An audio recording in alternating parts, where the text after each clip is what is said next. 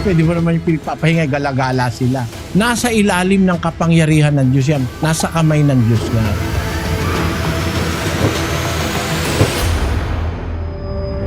Basahin natin ang 12 Gs ng Job. Nasa kamay niya ang kaluluwa ng bawat bagay na may buhay at ang hininga ng lahat ng mga tao. Nasa kamay ng Diyos ang kaluluwa ng bawat bagay na may buhay. Paano maliligaw yun? Hawak ng Diyos yun.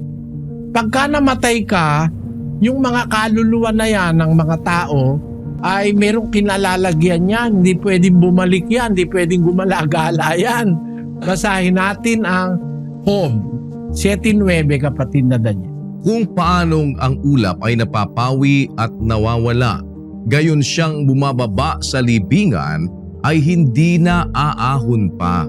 Siya'y hindi na babalik pa sa kaniyang bahay, ni malalaman pa man niya ang kaniyang dako. Yung bumababa ang wika sa libingan, hindi na babalik pa sa kanyang bahay, ni malalaman pa man ang kanyang dako. Ang tao pag namatay na, hindi na makakabalik sa bahay. Kaya yung kaluluwa raw bumabalik sa bahay, hindi totoo yun, kapatid. Yung laman, nakalibing. Yung kaluluwa hawak ng Diyos. Paano babalik yun? Hindi naman papabalikin ng Diyos yun. At pag ang tao ay matuwid, yung kanyang kaluluwa ay nandoon sa may altar, sa ilalim ng altar sa langit. Basahin natin yung Apokalipsis 6:9. At nang buksan niya ang ikalimang tatak ay nakita ko sa ilalim ng dambana ang mga kaluluwa ng mga pinatay dahil sa salita ng Diyos at dahil sa patutuong sumakanila.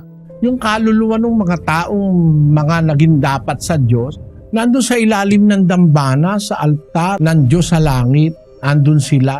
Pinagpapahinga sila ng Diyos. Tuloy natin, kapatid na Daniel. At sila'y sumigaw ng tinig na malakas na nagsasabi, hanggang kailan, O Panginoong banal at totoo, hindi mo hahatulan at ipaghihiganti ang aming dugo sa mga nananahan sa ibabaw ng lupa.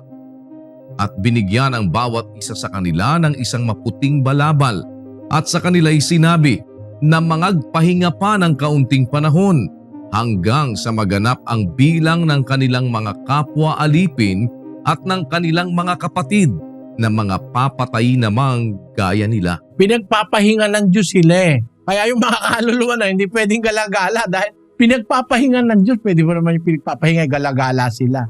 Nasa ilalim ng kapangyarihan ng Diyos yan. Nasa kamay ng Diyos yan.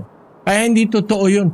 Walang posibilidad na ang kaluluwa gumagala. Pero ba't nakikita mo mayroong sinasaniban? Hindi kaluluwa sumasanib doon. Espiritu ang sumasanib doon.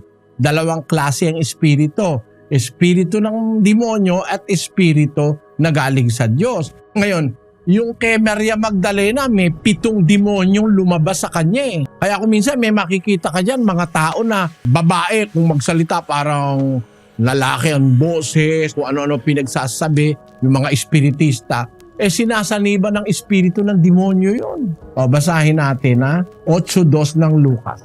At ang ilang babae na pinagaling sa masasamang espiritu at sa mga sakit, si Maria na tinatawag na Magdalena, na sa kanya'y 7 demonyo ang nagsilabas.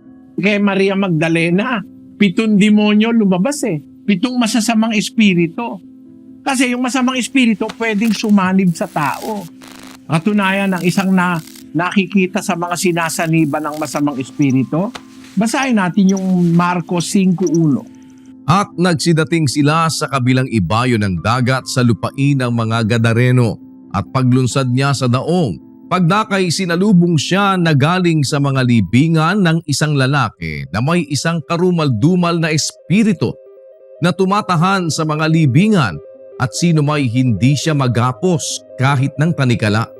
Sapagkat madalas na siya'y ginapos ng mga damal at mga tanikala at pinagpatid-patid niya ang mga tanikala at pinagbabali-bali ang mga damal at walang taong may lakas na makasupil sa kanya. Yung palang sinasapian ng masamang espiritu, ang lakas no?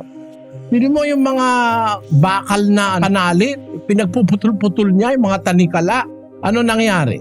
At palaging sa gabi't araw ay nagsisisigaw sa mga libingan at sa mga kabundukan at sinusugatan ang sarili ng mga bato. At pagkatanaw niya sa malayo kay Jesus, ay tumakbo at siya'y kanyang sinamba.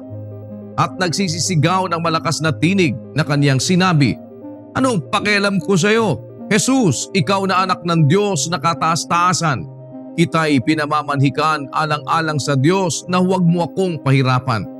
Sapagkat sinabi niya sa kanya, "Lumabas ka sa taong ito, ikaw na karumal-dumal na espiritu." Espiritong karumal-dumal. Sumasapi sa tao yan, kapatid. Hindi kaluluwan sumasapi.